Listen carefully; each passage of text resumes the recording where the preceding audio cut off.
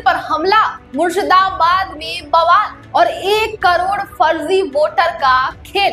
क्या हार के डर से सुलग रहा है बंगाल? देखिए सबसे बड़ी पड़ताल। क्या आप जानते हैं कि पश्चिम बंगाल की वोटर लिस्ट से रातों रात 1 करोड़ नाम गायब हो गए हैं? जी हाँ, 10-20 हजार नहीं, पूरे 1 करोड़। और यही वो नंबर है जिसने ममता बनर्जी की रातों की नींद उड़ा दी है। आसनसोल में मंदिर पर हमला और मुर्शिदाबाद में बवाल।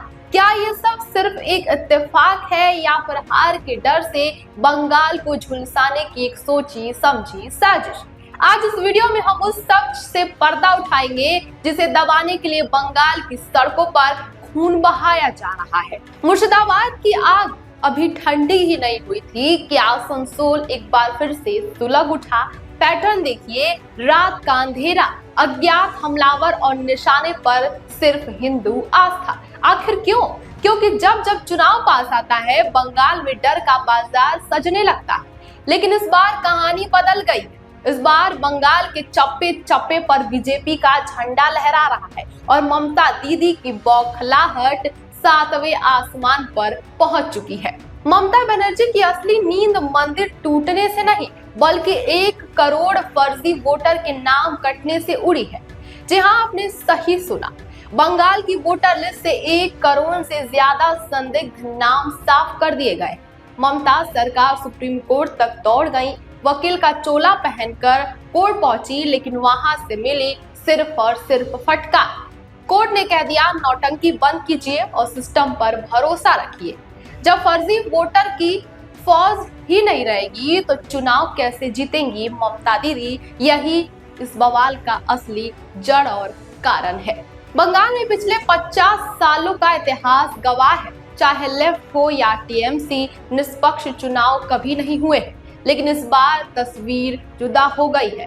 2.5 लाख से ज्यादा अर्धसैनिक बल यानी कि सीआरपीएफ के जवान तैनात हैं। चुनाव आयोग ने मुख्य सचिव से लेकर डीजीपी और 80 थानों के प्रभारियों को हटा दिया है।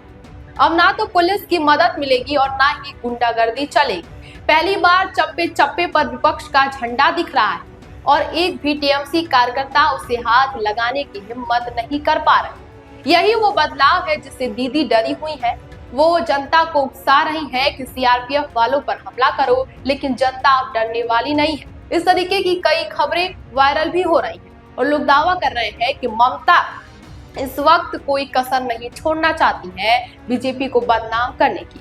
मंदिरों पर हमले हो या फर्जी वोटर का शोर, सच ये है कि जनता अब जवाब मांग रही है। क्या आपको लगता है कि इस बार बंगाल में बदलाव होगा?